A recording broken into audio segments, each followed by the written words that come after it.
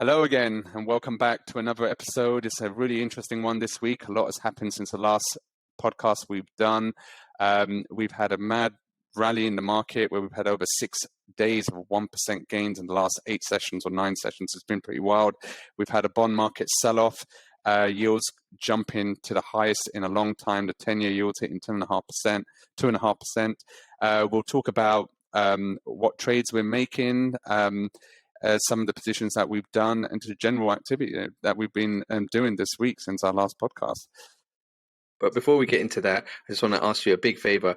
Can you just please like and subscribe? We've been told we've got some fantastic content, but it's just not getting out to enough people. So it will really, really, really mean the world to us if you just share with your friends, family, anyone that you feel that would be interested. Would be really appreciated. Yeah, so let's get into it. The markets seem to hate uncertainty more than they hate the thing that they were scared of. Yeah, it's been absolutely crazy comeback for the market, well, especially for the stocks that I'm invested in. So, Raj, what do you think? What's going on? Yeah, well, I mean, like you said, the market has been, there's been a lot of uncertainty, like where this war is going to go, what the Fed's going to do with interest rates, basically what is the global central banks going to do with interest rates. Interest rates, inflation was a key aspect in this whole thing, which led to this sell-off, which started in November last year, as clearly inflation wasn't transitory like the Fed were making out. These supply side issues are ingrained right now anyway. So the thing is that the Fed, they came out with pretty much all of the members of the Fed, that they seem to be on a very similar page. They're all looking for rates to go back to a neutral level, which is around 2 to 2.5%. Many people are putting around 7 to 9 hikes or 25 basis point increases. So the thing is that now the market knows that, and the Fed has spelled out exactly what it's going to be doing. The uncertainty in that regard is sort of died down now. So unless anything comes up during this time, obviously a lot can happen, which may put the brakes on the projected rise of raising rates. But for the time being, the market has now priced it all in, and it seems now it's the emphasis is there for the market to rally, which it has done. We've had one hell of a vicious rally over this past week. Like the Nasdaq, forget about playing even individual stocks. You played the Nasdaq just by itself, you're looking at a 12% rise from the low. We talked about it last podcast about the Chinese stocks. We had that monumental rally, and we've pretty much gone sideways since then. But it's been pretty wild, and I think also with inflation, it's the comparables coming up. So right now we've got 7.5%, 8% inflation, but it was off a low base last year.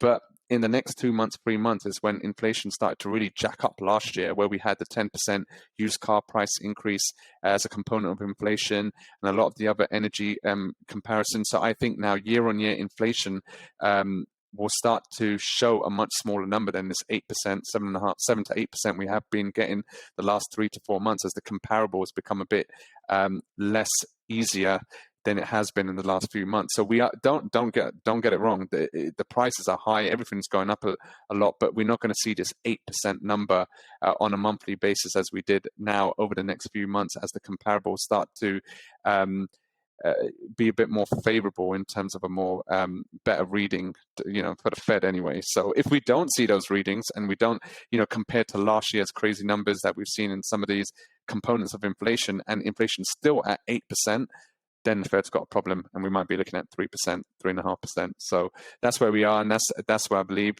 we've seen this huge setup on the bond market, but this 2.5% might be a bit of a floor for the time being. So we'll see going ahead how that actually works out.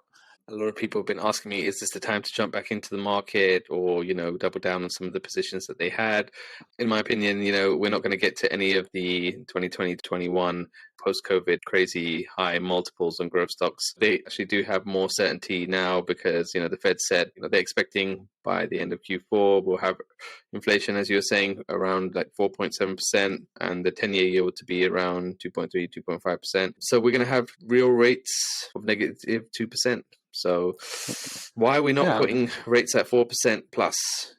Well, I mean, I think it's a tough game for the Fed to play right now. You don't want to overcook it. Like the number one thing that does come out from all the members that have spoke this past week and over the year is they don't want to overshoot it too quickly and jump the gun and just go way ahead of it. So they've got a target. They've let the market know their target. They want to get to a neutral rate in their opinion, and so I think they're going to take it and then let the data do the talking. In terms of how the economy will fare, I think in the US especially, demand is strong. Like I said, I was in New York the other day, a couple of days back, and the restaurants were full. People are out and about everywhere. And then despite the rental rates going up like absolutely crazy here, we're looking at like 20-30% increase in rates over for a lot of these Manhattan apartments. And I can imagine that being reverberated around the whole of the nation. And the average house price has gone up by around 25% from last year, which is just insane. So I think we've had this huge tick up in mortgage rates where, before you can probably get a 30-year mortgage for less than 3%. And then 3 months later, we're looking at about 4.5% for a 30-year. So I think that might put the brakes on some of these sky high, prices that people are willing to pay, because 1.5 percentage points is a huge difference in the mortgage rate unless you're a cash buyer, obviously. So I think the Fed is trying to play the balancing game. They have to tackle inflation, but at the same time, they don't want to derail the economy too much by raising rates too fast, too quickly. So I think this is where they see it 2.5, and they believe that sort of rate should not really hinder progress too much. Obviously, in terms of the companies, well, we'll see in their earnings, like Q4 earnings have just finished, but we're already going to go into Q1 in the next couple of weeks, starting Q1 again. And so with the market, so the last snapshot we had where a lot of these companies reported was the end of December. And since December, we've had this big stock market volatility. So we will now see where these companies stand after Q1 and how much of their guidance is intact. Are there going to be more people raising guidance, not raising guidance? So we'll get a good idea of what's going to happen in Q1. We had explosion in stocks going higher over the last week. So what are your picks? What do you like? Well, firstly, I mean, let's bring up that chart. My favorite, the S&P chart that I've been bringing up over the time. So when we spoke last time, I think we were over here, and what I was mentioning is that if we can break out of this trend line, this declining trend line, but the upper end of this downward trend line, that if we can test and close above it, and then we're ripe to go higher. And then lo and behold, that's exactly what it did. It basically blew past it, and we've had here's these 1% gains: 1, 2, 3, 4, 5, 6. So 6 1% gains in the past 8 sessions, which was just wild. And but now we've sort of leveled off a bit, and lo and behold, we're at this 45-40 level, which was the previous high back in September last year. So I personally, overall, I do think, we can't obviously maintain this trajectory that we had over the past week and a bit. But the thing is that these energy names are just mad. Like XOP, 138 is mental. Like Alcoa, 94. US Steel is 38. We've seen so many of these commodity plays and oil services plays are just going bananas. And so, me being the sort of contrarian I am, I'm just trying to short it, basically. Yeah, this is what I'm doing. But the thing is, it's hard. But at the same time, it was hard to buy these growth stocks as they were going down just literally 1.5 weeks ago, and look at the bounce that we got. And but I mean, if I look at the portfolio right now, I done a broken wing butterfly on XOP. I done another AMC play. The meme stocks were coming back again. There's just I don't know, no words. Went long again the Chinese internet ETF, but it's just a tough one. There's Alcoa. It went from 60 to 75 to 80, and now it's 92. It looks like this position might not do too well. I've got a couple of weeks. Hopefully this comes down. But I mean, generally, it's hard for me to buy any stocks right now. The ones that I've got, I'm holding, and I am, just like I mentioned last time, I am trimming. So I have raised about like almost 10% cash from where I was literally about a week and a half ago. So I've got the bullets, but I still got the core positions on should I need it. We could just see. But I mean, if we do continue going higher, there's potential 200 points further in the S&P back to 4750. But realistically, I'll be surprised if we get there, given the current backdrop with inflation and the war and everything. And if we do go back up there, then I'm going to be shorting. I pretty much will be all out here, and I'll be shorting living daylights out of it. So that's what I'm looking at. But I mean, yeah. So it's I mean, well, how about you? I mean, like you were saying, Yeah, you know, a lot of the yeah, picks have all gone back up. Tesla, yeah, definitely. Oh, geez, yeah. back above 1,000. You know. Woo! There, Mm. save my bacon. But I was already trimmed down on a lot of my positions in terms of option plays because of your warnings late last year.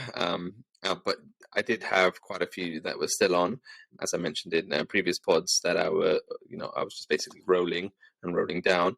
I had like Tesla 995 put, 965 put, 955 put, a 935, 895, and a 760 put that I sold. But now Tesla's above that 1,000.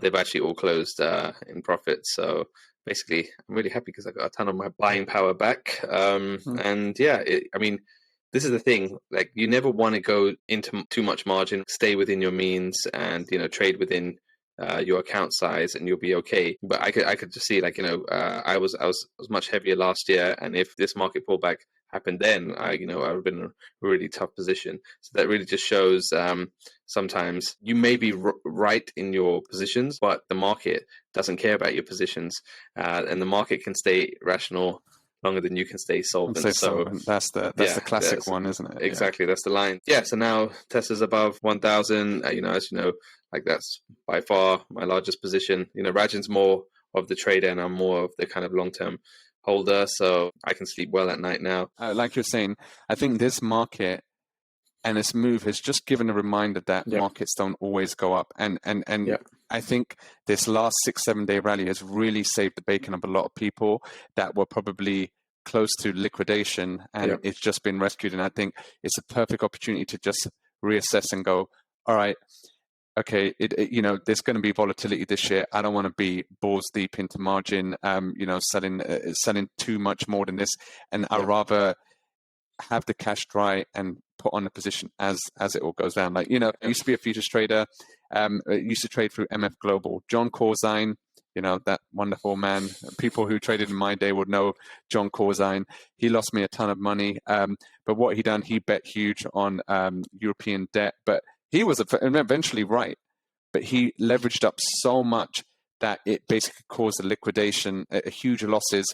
He traded MF Global's, if I remember correctly, client money. He like mixed client funds and normal funds, and it brought the biggest futures broker down, MF Global, because of being too big, even though he eventually proved that to be right.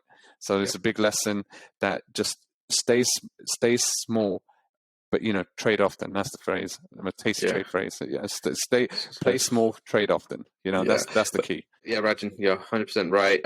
I was thinking that we would be in a negative market for the rest of the year, but the thing is, we were asking, where's all the money that was printed gone? And so, like, now it's like peeking his head out, like, hello, yeah, Yeah, I want to bet. When you start seeing AMC running in that, some of yeah, the because money is back.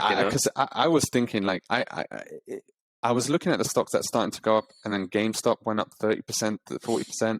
AMC started to running costs. No matter what anyone says about AMC and GameStop, at least they're a legit business. It doesn't Yeah, matter, of course. but then costs. Cost is this headphone company that does like 4 million revenue a quarter. They literally, their founders, they hit a huge windfall with the initial meme stock move, and they sold out and made like 177 million out of it or something like that. But yet, for some reason, cost is just tied to the meme stock. And then what happens when meme stocks go up? Cost goes up. So then I just sort of thought to myself, I just done a very, very small play, but I'm like, they've come for GameStop, they came for AMC, they came for cost, and they're coming for all of these things. I think a lot of Tesla's move also was the comeback of this huge core buying.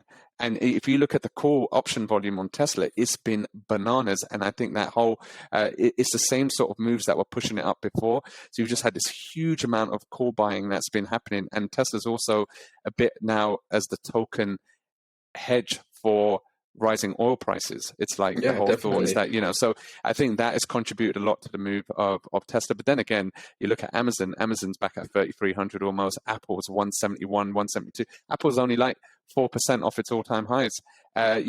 Google's back up. So to be honest, the stocks that a lot of these FANG names and Tesla, they've all made it back quite big. But my one cheeky play is I hate going for meme stocks, but I'm just trying to see if this pattern is a continual thing where we had GameStop, AMC, and you had that. And if you look at the last times that has happened, what follows? Dogecoin, right? And then the meme crypto coins. So we've seen Bitcoin's hit back well above 40,000. We've grappled below 40, above 40, below 40, but now we've had a meaningful move back above. I mean, I think about 44,300, hitting a high of 45. And then Dogecoin, for example, having hit a high of I think, I don't even know how high it went, maybe 70 cents. It's back at like 11, 12. So I just put really just a token amount just to see if my thesis is correct, that the memes start with GameStop, AMC, and then it rolls over to the meme crypto coin. So I'm just going to see if that happens, and just to go, all right, I had a tiny little bit in Doge. I hate playing Doge. I hate playing all meme stock things, but it's just a pattern, and it's happened the last 3 times. So I think so. This time, let's just see if my little tiny wager on Dogecoin actually ends up to be a winner, following on the back of like AMC and GameStop. So definitely, but in terms of multiples, for I guess growth software, we're at the 5-year average for growth multiples, and for internet companies, we're much less than the 5-year average of multiples. So does that mean things are cheap and everyone should load up right now? Well, I think internet was too expensive, especially for the last 3 years. And I think the average has obviously been brought up massively because of the last 2 years worth of trading. So, but I think, this Q1, in the last quarter, we saw a lot of huge reactions to the downside by minute misses, right? And so I think right now, it's a really tough call what to do, considering that earnings season is literally a couple of weeks away. And we saw DocuSign dropping 30%. So many tech names have got absolutely destroyed on the back of earnings. And now I'll be intrigued if it's going to have that same type of behavior in Q1 if you've got, a decent number and a slightly light guidance, because it's guidance, obviously, which is absolutely pummeling these stocks. And so if they're guiding a bit light, because we've already had the revised guidance from a lot of these companies.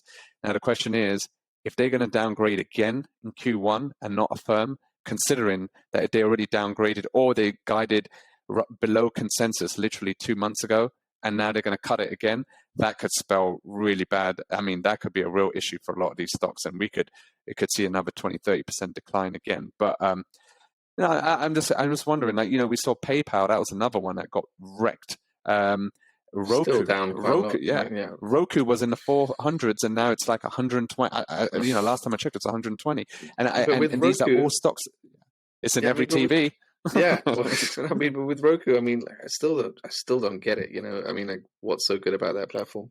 But the whole point is just talking purely on price action, and where it is, it's about 75% down from the high. Mm-hmm. So I think the thing that we'll be looking out for over this next earnings season, it's a much more compressed earnings season, by the way.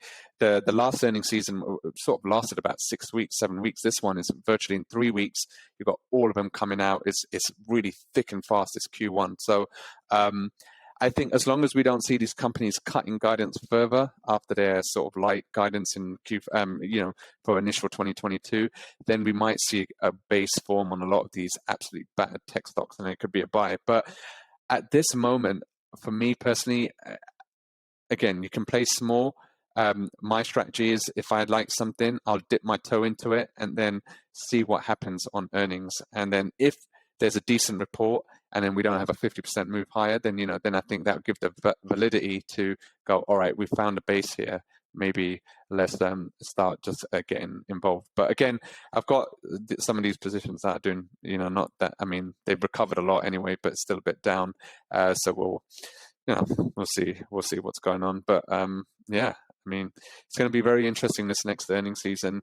We can obviously see how Russia has impacted, if anything, a lot of these names. Has it spilled over? Has it not? We've seen obviously a lot of press releases from companies saying that they've cut their guidance based on their Russian exposure. They're getting out of business in the country, or they're pausing it. McDonald's was one of them. So not their franchise restaurants, but just their normal operations. They're stopping it, but they actually derive quite a bit of revenue from Russia. So it'll be interesting to see what their earnings are like. Yeah, definitely. yeah, there's a lot of factors at play, which will get better position of where we are in the next few weeks. Of course. The thing is that, we live in this globalized world, and now you cut off a decently major player for raw materials, commodities as well. So we're going to see a lot of the downstream effects come and bite various players in the arse. Now, it seems like we're moving backwards. I think there's a lot more desire in the West to kind of like in-source production, especially when it comes to semiconductors and other crucial technologies that we need, as well as energy independence. That's the biggest thing. So we actually had a deal that Europe has signed with the US for LNG, because I think this whole Russia thing now has really, Germany, they pretty much relied on Russia for everything. Yeah. That's why they've been the most reluctant to, along with, to really engage in some of these sanctions, because Germany is so reliant on Russia for some of their, for their energy. So I think energy independence is going to be a huge, huge thing, and maybe it's for the better. I think every country needs to have renewable as well as nuclear. Really, the environmentalists really, kind of killed the nuclear movement, but it's not been the right thing to do. It's really reframed the debate, because before we had a lot of environmentalists and everything. It's everything about going clean, going this, going that. But that all assumed a global harmony among all of these nations, and where you don't have a threat of your energy dependence. And now all of a sudden, actually the largest country in the world by landmass has just been excluded. And then if you actually look at the size of Ukraine and the size of Russia and just the actual land that they account for in this whole world, and then all of a sudden how's Russia going to come back, and how's anyone going to even trust them, right? So the thing is, it takes a lot now, and the whole point about this whole environmental thing and this and that, it has to be put on the back burner a bit, purely to make sure everyone gets their energy, right? Because we're not in this harmonious world. This huge amount of supply is now put down the burner, and so you've got to give nuclear a chance. You've got to do this. I don't know how much it's going to put back the green agenda, the green goal, for what's happening with Russia. Nuclear is green. Nuclear is green. That's the thing. But anyway, it takes years and years to build up a nuclear plant. A lot of them have been shut down. Hopefully Germany, postponed some of their plans to shut down some of their nuclear plants to keep that energy rolling in. We live in a crazy world now, and I guess the environmentalists that want everything green are all fine to protest until they get to the pump and they see £1.70 a litre petrol, and they're like, oh man, we need to change. But it's not just that, it's energy prices as well here. Pretty much everyone is getting off their fixed tariffs, in the next couple of months, and they're going to be hit, going from like, say, 12 pence per kilowatt hour this time last year to almost 34 pence a kilowatt hour of electricity on, like the cheapest kind of rates when the government cap. It's absolutely insane. And, those living in fuel poverty, those who don't have the means, going to struggle enormously, because just imagine, that is recessionary right there. Yeah, exactly. It's absolutely crazy, and the UK government's trying to give some kind of grants to those in need to try to soften the blow. But just being in that market, it's not just. Just think about all the downstream consequences of having electricity at that price. Your bread's going to cost more. Everything's going to cost more. Just raw energy prices, even the transportation costs, everything. There's just, even if they do give you like a couple £100 off your bill, it's not going to, everything is going to go up. And I see solar adverts everywhere now, like, they're absolutely booming. It is probably a good time to consider, some solar and battery storage to kind of insulate yourself from further increases in price, because I don't think this is a short-term matter. Like you said, is everyone just going to start trusting Russia again? Are we going to be in a situation where, even if Russia, but if Putin is taken out of power, if the whole goal of all of this was regime change in Moscow, then possibly I just don't see that. But it's a potential. But the thing is, Do you reckon the oligarchs are going to just take him out, having all of their? Well, I mean, the thing is that these oligarchs are really, really struggling. I mean, one of them was like, "What do I do now? Am I allowed to get a cook and a cleaner?" It's just like, how do I live my life now? And a lot of this, they only know one way of life, and then to live the graft, it's too much for them. So, I mean, I mean, the real question is, Russia's still doing what they're doing, but as this all sort of filters through, I mean, these guys over there, I mean, they're gonna be left without hardly anything. I mean, component shortages, for like their planes, these Russian planes, Boeing, Airbus are just, you can't do the maintenance on their planes, and just everything that they need for all the infrastructure they're getting around. I mean, how are they going to do it? I mean, it's going to be, it's tough for everyone, but gosh, I can't even imagine what it's going to be like over there.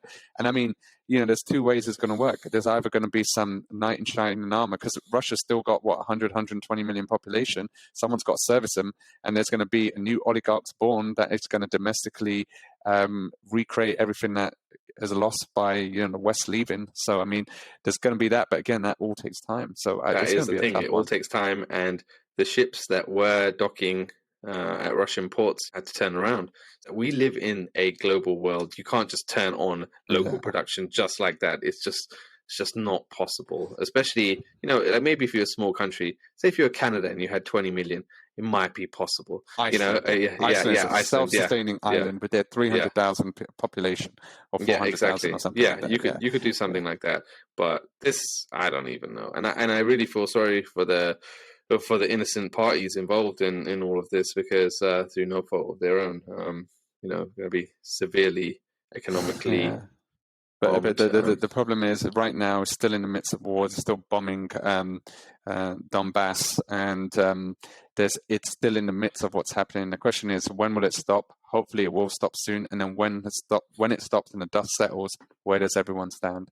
And only time's going to tell. But I don't know how drawn out how much these the Russians are going to keep on. Trying to get their targets, and how long it's going to take them to secure Ukraine. And is it going to be like another few weeks? Is it going to be a few months? Is this going to be ongoing for the whole year? I mean, I don't know. This is the thing. Hopefully it'll be done soon. Yeah, we will, hopefully. But just as an average trader, you need to see that it's not the end of the war that's going to make the stocks go up. It's just the same as it wasn't the end of COVID that made stocks go up. It's certainty of what's actually going to happen, meaning when COVID hit, stocks were just in free fall. The Fed stepped in, gave clarity, markets went through the roof. And in this particular circumstance, as soon as war kind of started and everyone started getting a picture of what's happening, stocks started rallying. You have to have your mindset right that it's the market trying to reprice everything in this new environment, rather than wait for it to be over and then try to figure it out. Again, it's very easy after seeing 1% bars on the S&P to just go all giddy and go, yeah, that's the end of it. But I do reckon that things are very different. There's going to be a lot of chop, a lot of churn, and yeah, I mean, no one really knows what's going to happen, especially in terms of the markets. But I do think that right now you're getting a lot of support from these energy companies. And bear in mind that 400 out of the 500 components in the S&P is like industrials. So the thing is that you're getting a lot of support from these stocks like Alcoa and these ExxonMobil, Chevron and things like that. They're all of these companies that are really going up, which are counteracting the stocks that have been battered. So that has been a support for this market. But I don't think by any stretch of the imagination we're done. But are we going to get to Google in the 2,500s again? I know it's not too far away. It's like a 10-15% move. Are we going to get Amazon sub 3,000 again, anytime soon? Are we going to get Tesla in the 700s again? What are your predictions? We're looking at a black swan event. I think as of now, as the way the status quo is right now, we could just get things. We can see big sharp moves up, then followed by sharp moves down. And like I said last time, I think we might see a lot of big bar chop going along. But if things start going nuclear, if like Putin, for example, just Hail Mary and go, you know what? I'm screwed. Let me press the button, or at least threatens it, right? We uses chemical weapons, starts taking it to another level of aggression against Ukraine, and rather than being targeted, like they're saying, start just going all out, just smashing everything. And it starts getting to a point where like NATO has to start coming in, and you're going to start seeing basically a world war start out. Then I think forget below 3,000, we might go below 2,000 in Amazon, potentially. You know, let's discount the war side. Let's discount Yeah. the war side. Let's look at inflationary risks. Like what else? It wasn't just the war that brought the markets down. It was the fear of rate hike. Well, I think the biggest thing is just earnings. It's now whether the pinch of higher energy prices, higher cost of living is going to start reining back consumer expenditure. And the thing is that we will see these in the next few quarters as earnings go by. Like, is there still huge demand for all of these products? Is retail sales still going to be up like crazy? Amazon is the barometer of retail sales. So are they 100%. Saying, are they going to show that there's a slowdown in consumer expenditure? And if we start seeing that type of data and that type of releases being filtered through into these companies, then that would see the next you're going to see a lot of re-rating going on, because at the end of the day, right now the consumer has been living off these super low rates. But let's face it, cost of living is going to be going up a lot. Energy prices. So let's just say you're average guy in the UK, £3,000 a month, and your energy bills are going up 3 times. I mean, that's a big chunk out of your disposable income gone. And so whether these so-called effects that in theory feel like they're going to happen, if they start to actually manifest, that will bring down. That's what's going to bring down. Because what is, at the end of the day, what does stock represent? There, most of the time it's their earnings, right? It's their revenue, their earnings, and if we see a big slowdown in that from their perceived growth trajectory that they had, then that's going to bring it down. So that's what we've got to look out for now. We've got to see earnings, got to see whether these higher inflation prices, the higher cost of energy, fuel, everything start filtering out into consumer expenditure. Consumer expenditure is the biggest component of GDP, makes up around 2/3 of GDP. And so if that starts to wane and then GDP starts going down, that will bring down your market. So we'll see what happens. Cool. Yeah. So any other plays or picks we can leave the average trader audience with? Yeah, I mean, I'm just foolishly looking to short these high up energy names. I can't help myself, me being the contrarian in nature.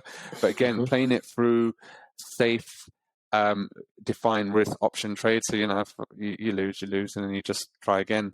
Or that's basically what I'm doing. But I'm also hoping we get another move up in these meme stocks, and if it does, then I'll be shorting the bull bags out those too. Just the thing is that lately I've been buying everything because we've had a move down, but we keep on moving up, and especially if we go back towards 4,700 in the S&P, then I think my bias will go back towards shorting some of these stocks.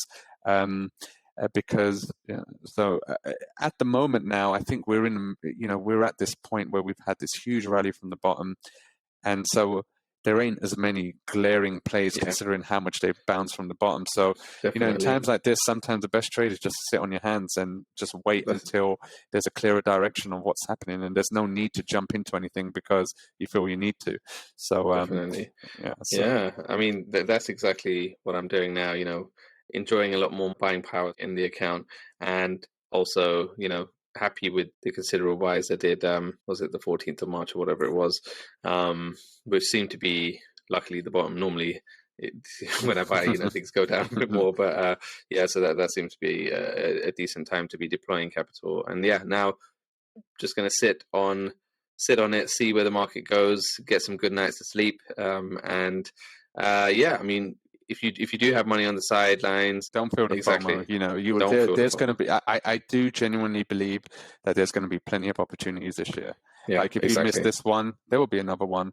We're only in March, so I think this year it's going to be, so there's going to be a bit more, rough riding still. And just remember one thing, that the Fed is still printing money into this market right now. It's crazy to see. We've got crazy inflation, but it's still printing money. Once it stops, once the money printer stops, when they start reducing their balance sheet, then they just see what happens, right? Well, there has to be a lot of bias on the other side to keep things steady, which it depends. But again, the Fed doesn't seem to want to rug pull us, but you never know what's going to happen in this market. And as long as you're prepared, you've got your risk defined, and yeah, obviously, hopefully, what we've been talking about here, helps your outlook on the market. And yeah, we'll be happy to receive any of your comments or feedback. And Yep, like I said, please share. yeah, share and please like and subscribe. And yeah, it's been a good one. It's only Good like one, 40 yes. minutes or so. Yeah. Let us know if you'd like a shorter, more bite-sized podcast. It seems like we always want to keep the it short. It's always 20 minutes, and then it ends up being 40 minutes. I don't know how it always happens, but that's just the way. There's a lot to discuss. The day when there's not really much to discuss, then that would be the day. But there's a lot going on, and to be honest, as a trader, it's a good thing, just purely on a volatility point of view. But yeah, just remember one thing, as you said that, Rajan, is that there's always something going on in the world. If you go back to 20 years ago, there was the same thing. They were worried about this or that, worried about the .com crash, or, there's the housing bubble. There's always something. There's always a war going on somewhere. There's always something, not to take away from it all. I'm just saying, but look at the trend over the last 30 years, and you can see that there's always opportunity in the market. You need to spot, there's a lot of disruptive innovation coming in, and that's kind of accelerating now compared to 20 years ago. So there's just so much opportunity, but you have to just play the timing right. This is where in-depth analysis and also looking at the macro picture can really help you out. So, definitely. Yeah, definitely. Well, I hope you enjoyed the content today, and we'll catch you on the next one.